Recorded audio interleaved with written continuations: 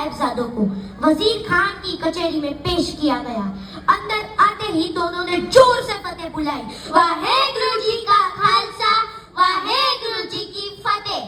फतेह सुनते ही वजीर खान के मंत्री ने कहा, ये तुम्हारे पिता का दरबार नहीं है, ये सूबा सिरन सुल्तान की कचहरी है, झुककर सलाम करो। तब दोनों बच्चों ने जवाब दिया कि ये शीश कट तो सकता है, पर गुरु पिता और वाहिगुरु जी के अलावा किसी के सामने नहीं झुक सकता।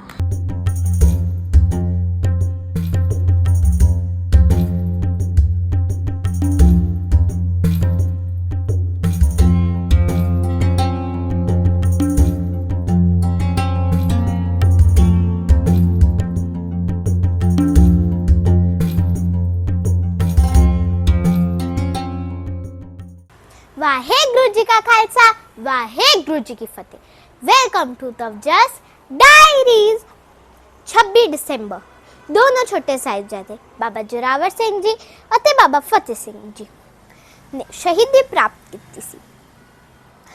ਛੋਟੇ ਸਾਹਿਬਜ਼ਾਦਿਆਂ ਨੂੰ ਨਮਨ ਕਰਦੇ ਹੋਏ ਇੰਡੀਆ ਦੀ ਗਵਰਨਮੈਂਟ ਨੇ ਇਸ ਦਿਨ ਨੂੰ ਵੀਰ ਬਾਲ ਦਿਵਸ ਘੋਸ਼ਿਤ ਕੀਤਾ ਗਿਆ।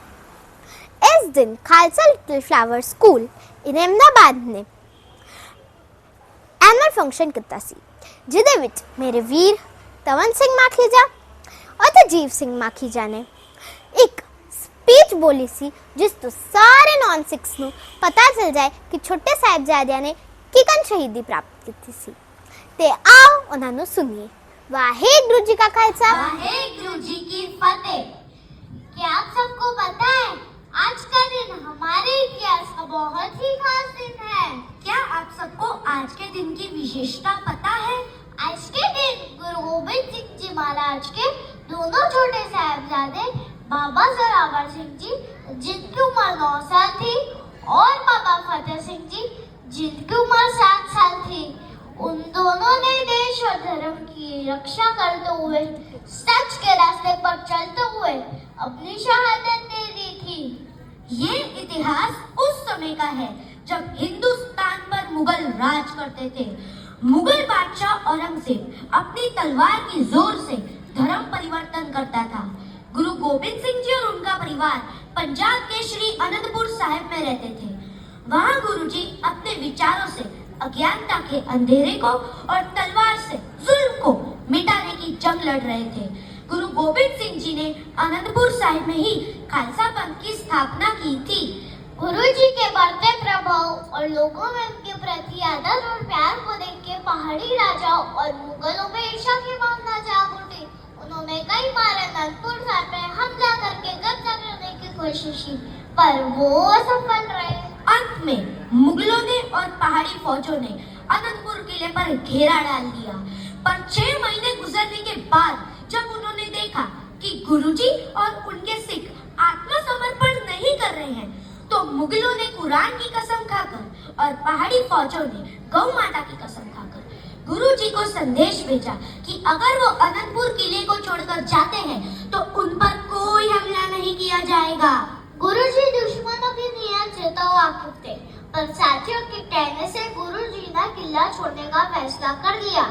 जैसे ही किले से निकले, थोड़ी दूर अपने परिवार और अन्य सिख के साथ सरसा नदी के किनारे पहुंचे, तब दुश्मनों ने अपनी कसम तोड़ दी और उन पर हमला कर दिया। इस हमले पे गुरुजी का पूरा परिवार बिछड़ गया। गुरुजी और दोनों बड़े साहिबजादे चमकौर की ओर बढ़ गए। यह दोनों बड़े साहिबजादे बाबा जीत सिंह जी और बाबा जुझार सिंह जी ने मुगल फौजी से लड़ते हुए शहीदी प्राप्त की थी। माता गुजरी जी, जो गुरु गोबिंद सिंह जी की माता जी थे, वो और दोनों छोटे साहिबजादे गुरु घर के रसोई गंगू के साथ उनके गांव की तरफ चले गए। रात में गंगू के घर जब माताजी और दोनों छोटे साहिबजादे विश्राम कर रहे थे, तब गंगू की नजर माताजी की सोने वाली मोरों की थैली पर पड़ी। गंगू को लालच आ गया और उसने वो थैली चुरा ली। सुबह उठकर जब माताजी ने गंगू को थैली के बारे में पूछा, तो गंगू को गुस्सा आ गया और उसने मुगल फौज से माताजी और दोनों छोटे साहिबजादों को गिरफ्तार करवा लिया। मुगल फौजी उन्हें पहले मोरिंडा की जेल में ले गए और फिर अगले दिन सरहद ले गए।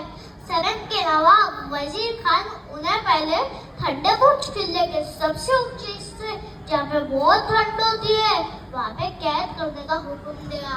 अगले दिन दोनों छोटे साहिबजादों को वजीर खान की कचहरी में पेश किया गया।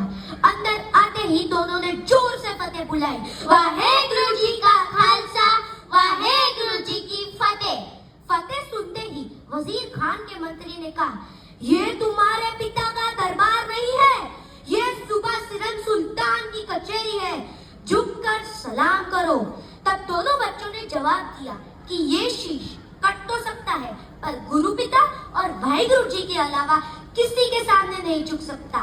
बच्चों का ये तेवर देखकर वजीर खान बहुत प्रभावित हुआ और उन्हें इस्लाम कबूल करवाने के लिए बहुत सारे लालच दिए गए और ना कबूल करने पर मारने की धमकी भी दी गई। पर बच्चों ने अपना धर्म परिवर्तन करवाने से इनकार कर दिया और बड़ों के जुल्म और अन्याय के खिलाफ जंग लड़ने की मंशा भी जाहिर की। ये सुनकर वजीर खान ने काजी को बच्चों को सजा देने का फतवा जारी करने को कहा। काजी ने बच्चों को जिंदा दीवार में चुनवाने का फतवा जारी कर दिया। वहां मौजूद मलेरकोटला के नवाब शेर मोहम्मद खान भी थे। उन्होंने इसका विरोध करते हुए कहा कि इस्लाम में बच्चों और औरतों पर जुल्म करना हराम है, पर नवाब ने किसी की भी नहीं सुनी और बच्चों को जिंदा दीवार में चुनवाने का हुक्म जारी कर दिया। अगले दिन माता गुजरी जी ने दोनों छोटे साहिबजादों को खुद अपने हाथों से तैयार करके कचहरी में शहीद होने के लिए भेजिया।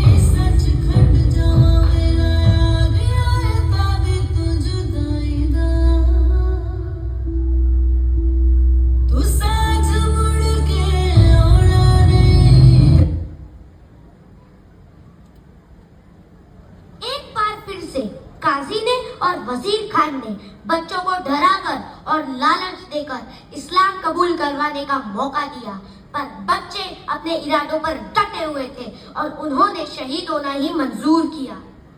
ये सुनते ही जलादों को साहिबजादों को दीवार में चुनने का हुक्म दिया।